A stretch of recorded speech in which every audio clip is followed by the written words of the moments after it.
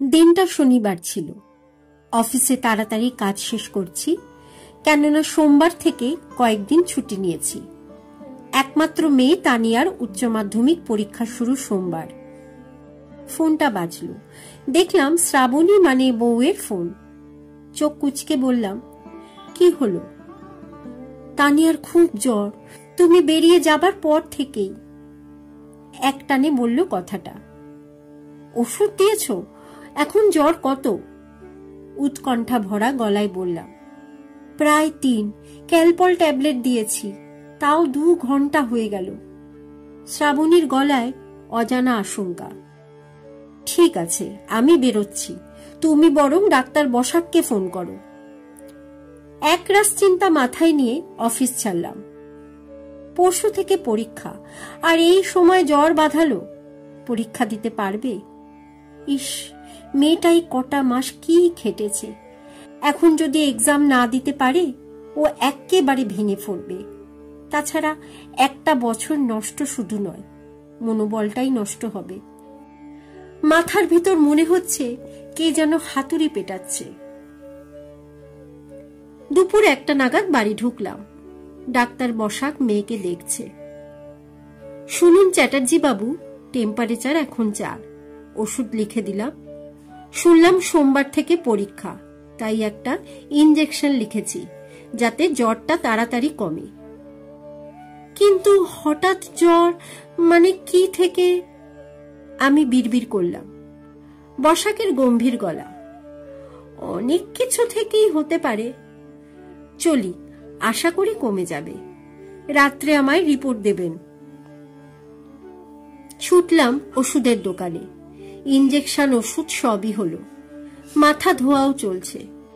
শ্রাবণীর কাঁদো কাঁদো কণ্ঠ, কি হবে গো, আজ বাদে কাল মেয়েটার পরীক্ষা, জ্বরও কমছে না, সকাল থেকে কিছুই খাইনি। চিন্তা করছো কেন? ওষুধকে কাজ করার সময়টা দাও।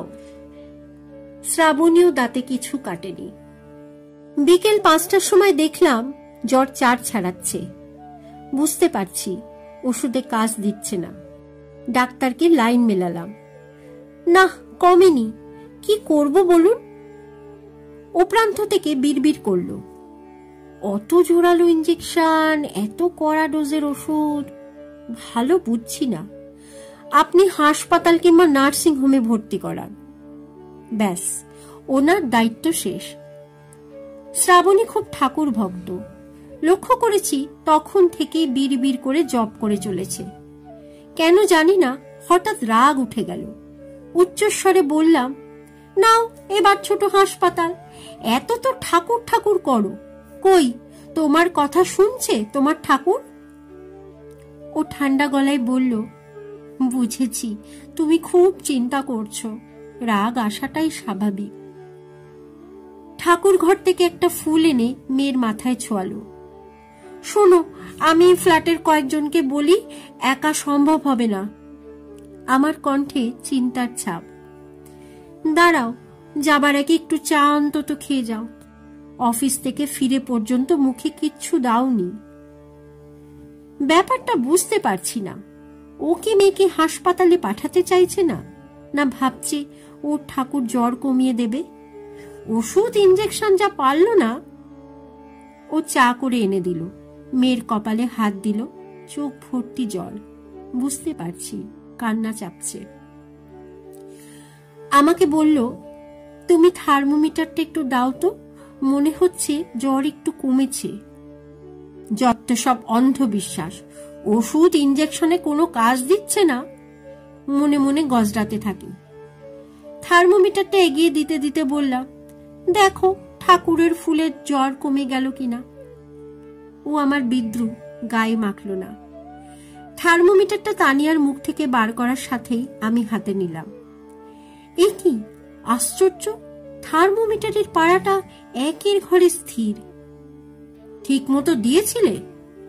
কেন, কত জ্বর? ওর গলায় আশা। বললাম।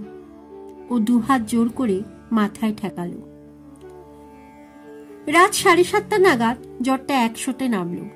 মেয়ে চোখ খুলল, ক্ষীণ কণ্ঠে জানালো, খিদে পেয়েছে। ওর মা ছুটল রান্নাঘরে। আমার মনে তখন কথার কাটাকাটি শুরু হয়েছে। ভগবান, ঈশ্বর, না বিজ্ঞান, ওষুধ, কোনটা? কিন্তু ওষুধ যদি হয় তাহলে এত ঘন্টা বাদে কাজ করলো না। শ্রাবণীর বিশ্বাসী ফুল। উত্তর খুঁজে পাচ্ছি না। এরপর মেয়ে সুস্থ শরীরেই পরীক্ষা দিল। এত বছর বাদেও ওই দিনটার কথা ভুলতে পারিনি। একটাই কথা আজকেও মনে হয়, তবে কি কিছু সত্যি আছে? যদি স্থির বিশ্বাসে অটল থাকা যায় তার প্রতি, কিছু কি প্রতিদান পাওয়া যায়? জানি না কোনটা সত্যি কোনটা মিথ্যে। একটাই কথা শুধু মনে হয়, বিশ্বাসে মিলায় বস্তু, তর্কে বহুদূর। কলমে শঙ্কর চ্যাটার্জি, গল্প পাঠে আমি অর্পিতা। যদি আমার গল্প পাঠ আপনাদের ভালো লেগে থাকে তাহলে আমার চ্যানেলটিকে সাবস্ক্রাইব করে আমার পাশে থাকার অনুরোধ রইল, যাতে এমন সুন্দর সুন্দর আরও গল্প নিয়ে আমি আপনাদের সামনে হাজির হতে পারি। আজকের মতো বিদায়। সকলে ভালো থাকবেন।